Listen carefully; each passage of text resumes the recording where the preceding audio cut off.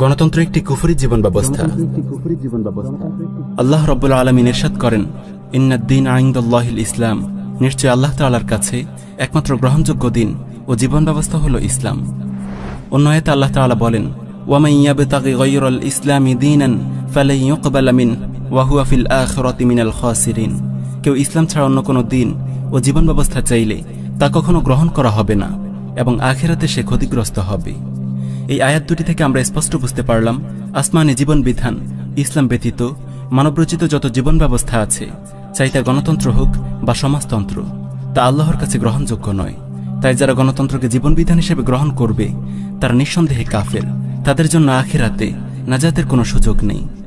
অত্যন্ত দুঃখের বিষয়, বিংশ শতাব্দীর শুরুর দিকে উসমানী খেলাফতের পর থেকে কুফার গোষ্ঠী গণতন্ত্রকে কৌশলে মুসলমানদের জীবন বিধান হিসেবে চাপিয়ে দিয়েছে।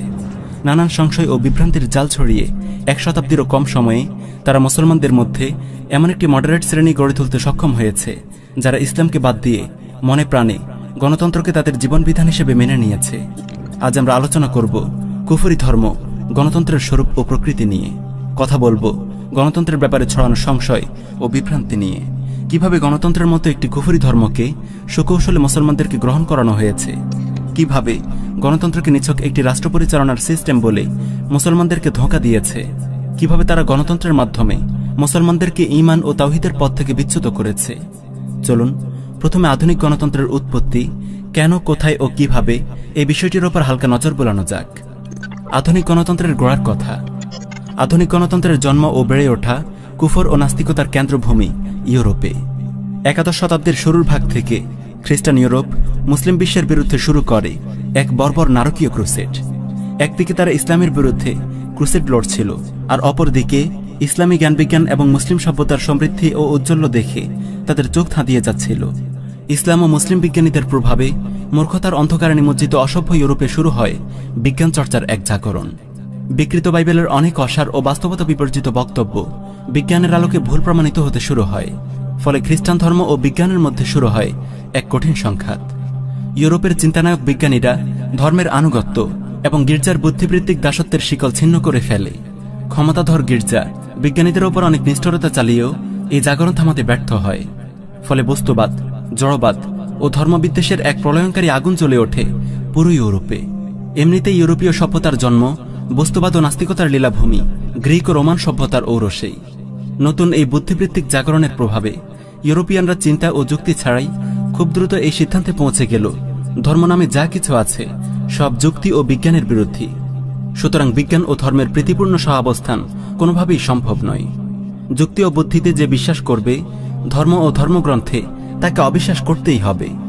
ধীরে ধীরে তারা এই চূড়ান্ত সিদ্ধান্তে উপনীত হয় যে ধর্ম যদি মানতেই হয় তবে তার সীমানা হবে মানুষের ব্যক্তি জীবন।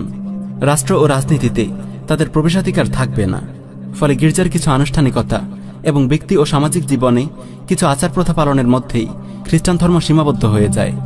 এখন সমাজ ও রাষ্ট্র কিভাবে চলবে তা ঠিক করবে জনগণ, কোনো ধর্মগ্রন্থ কিংবা আসমানের কথিত কোনো খোদা নয়। নাউজুবিল্লাহি মিন যালিক। এভাবেই গোড়াপত্তন হয় জনগণের হাতে গড়া একটি নতুন জীবন ব্যবস্থার, যেখানে জনগণই প্রণয়ন করবে আইন ও সংবিধান। তারাই ঠিক করবে কোনটি হালাল, কোনটি হারাম, কোনটি বৈধ আর কোনটি অবৈধ। ইউরোপের হাতে যখন মুসলিম বিশ্বের পরাজয় ঘটে, মুসলমানদের সর্বশেষ আশ্রয় উসমানী খেলাফত যখন ধ্বংস হয়ে যায়, তখন কাফেররা তাদের হাতে গড়া এই কুফরি জীবন ব্যবস্থা মুসলমানদের উপর চাপিয়ে দেয়।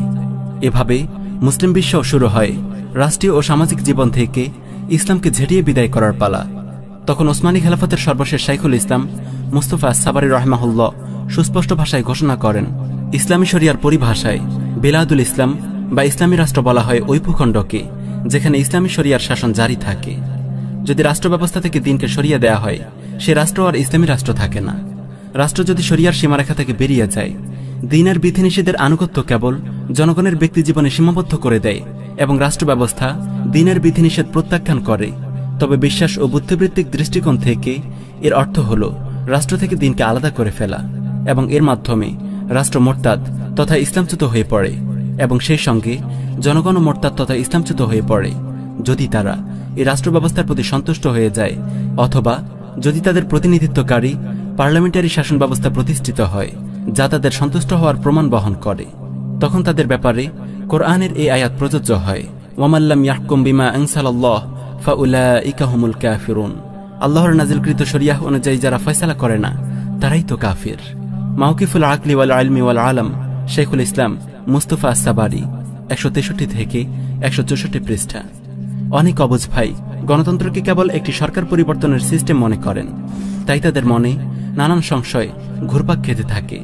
কখনো তারা ইসলামের শুরার সাথে গণতন্ত্রের সাদৃশ্য খুঁজে পান, কখনো ইসলামী গণতন্ত্রের মতো উদ্ভট পরিভাষা তৈরি করেন। আস্তাগফিরুল্লাহ।